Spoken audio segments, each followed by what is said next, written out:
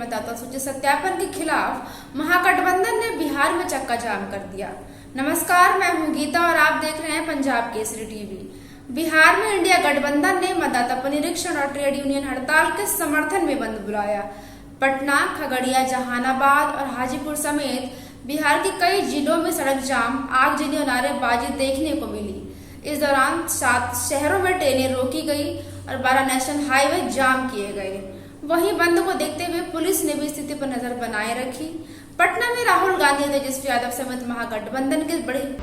राहुल गांधी और तेजस्वी यादव समेत महागठबंधन के महागठबंधन के सभी बड़े नेता सड़कों पर उतरे और विरोध प्रदर्शन किया। बता दें कि चुनाव आयोग ने बिहार विधानसभा चुनाव से पहले वोटर लिस्ट अपडेट करने का काम शुरू किया है, ताकि योग्य उम्मीदवार का नाम उसमें रहे और प्रदेश का वोटिंग प्रतिशत बेहतर हो। इसी मसले को लेकर बिहार में राजनीति हो रही है और महागठबंधन की पार्टियां ये कह रही हैं कि गरीबों को वोट देने से रोकने की साजिश हो रही है। स्थिति देखने के लायक है। तमाम बिहार के लोग रोड पर आ चुके हैं। हमारे भाजपा के सरकार और नरेंद्र मोदी का सरकार और चुनाव आयोग के द्वारा जो तुगलकी फरमान, जो जनताओं को अहित करने वाला फरमान लागू किया है, इसके विरोध में आज पूरे बिहार के लोग, मजदूर, किसान, खेतिहर सब लोग आके और जाम में हम लोगों को समर्थन दे रहे हैं कि नहीं, ये कानून नहीं चलेगी, ये कानून जो है अच्छा नहीं है।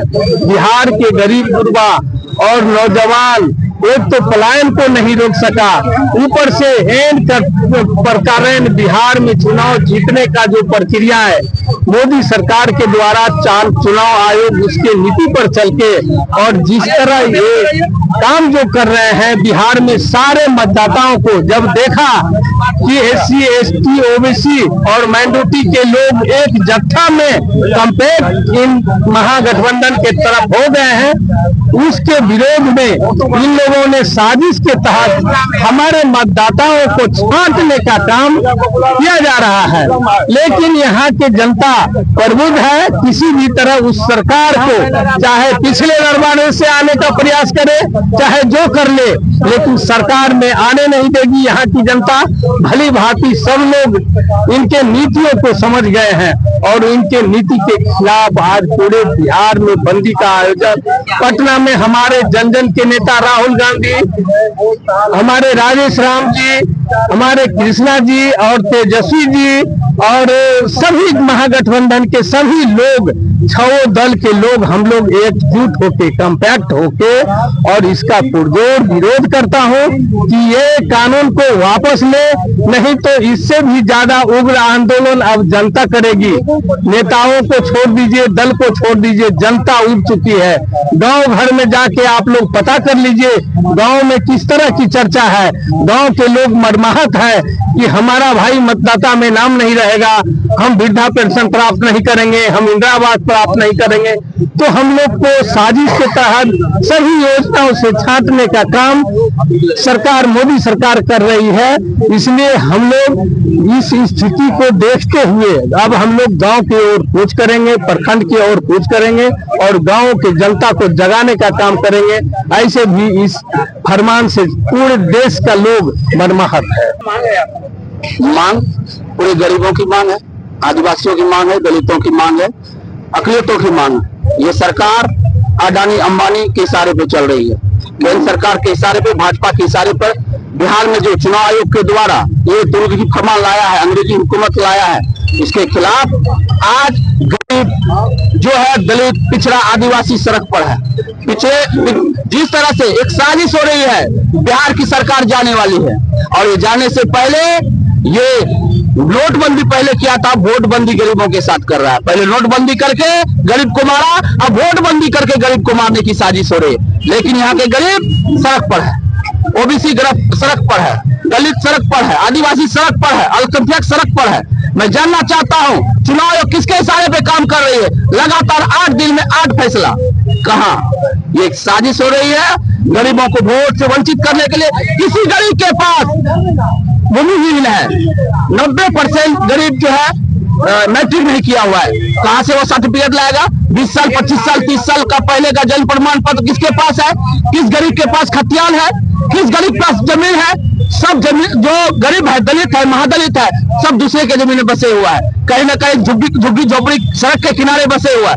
ये साजिश हो रही है। जब अब आधार कार्ड, पैन कार्ड, पासपोर्ट पर आधार कार्ड का मान होता है। पहले वोट लेते हैं आधार कार्ड पर, बैंक पासबुक बनता है आधार कार्ड पर वोट के नाम पर अब आधार कार्ड क्यों नहीं? ये कहीं ना कहीं ये सरकार जाने वाली है। ये भाजपा के इशारे पे हो रही है और चुनाव आयोग भाजपा का पिट्ठू बन चुका है। ये चुनाव आयोग के खिलाफ माननीय सांसद पप्पू यादव और जो गरीबों को चाहने वाले अन्य पार्टी आज बंद बुलाया गया है। मैं जानना चाहता हूं किसके इशारे पे हो रहा है। आज इसी के लिए बंदी है और ये आर पार की लड़ाई है। ये जीना और मरने का सवाल है। गरीबों को बिहार में रहना है, नहीं देश में नहीं रहना है, इसकी एक साजिश हो रही है। गरीबों को वोट से वंचित होगा तो उसको क्या चीज से वंचित करेगा? उसको हर चीज से वंचित करेगा, रहने से वंचित करेगा। जब वोट देने का ही अधिकार नहीं है, गरीब का सरकार चुनने की ही अधिकार नहीं है। यहाँ गरीबों की सरकार आने वाली थी, लेकिन एक पता है केंद्र सरकार को, भाजपा सरकार को कि बिहार में सरकार बदलने वाली है। ये हिटलर साहिब सरकार जाने वाली है, तो नई फरमान लेकर गरीबों को वोट को रोकने की कोशिश हो रही है। लेकिन जिस तरह से आप नोटबंदी करके और वोटबंदी करके साजिश रच रहे हैं, पप्पू यादव का सिपाही पप्पू यादव जीने मरने के लिए तैयार है, आर पार लड़ाई लड़ने के लिए तैयार। ये तो आगाज है, अभी तो आग लगनी बाकी है, सड़क पर आग लगने की बाकी है, इसीलिए ये बंदी किया गया। राहुल गांधी ने चुनाव आयोग पर यह आरोप लगाया है कि वो वोट की चोरी में बीजेपी की मदद कर रही है और इसी वजह से बिहार में मतदाता सूची को अपडेट किया जा रहा है। राहुल गांधी ने कहा कि महाराष्ट्र और हरियाणा में वोट की चोरी की गई। राहुल गांधी ने कहा कि हमारे लोग इलेक्शन कमिश्नर से जाकर मिले थे। मैंने उनसे पूछा कि आपको क्या लगा, और सभी ने कहा कि चुनाव आयुक्त बीजेपी और आरएसएस जैसे बात कर रहे हैं। वो भूल रहे हैं कि वो किसी राजनीतिक पार्टी के नहीं हैं, वो हिंदुस्तान के इलेक्शन कमिश्नर हैं और उनका काम संविधान की रक्षा करना है। वहीं इस पर चुनाव आयोग ने कहा कि मतदाता सूची को अपडेट करने का काम इसलिए शुरू किया है ताकि कोई योग्य मतदाता वोट करने से ना छूट जाए। ऐसे में सवाल यह खड़ा होता है, जब चुनाव आयोग यह दावा कर रहा है कि आम आदमी को इस अपडेट से कोई दिक्कत नहीं है और अब तक 50% फॉर्म जमा किए जा चुके हैं, फिर आखिर क्यों विपक्षी पार्टियां इसे वोट चोरी का जरिया बता रही हैं? वहीं महागठबंधन के नेता यह कह रहे हैं कि गरीबों का नाम वोटर लिस्ट से हटाने के लिए बीजेपी ने यह साजिश रची है। वे जनता के मन में भय बनाना चाह रहे हैं। अन्य तमाम खबरों के लिए देखते रहिए पंजाब केसरी टीवी।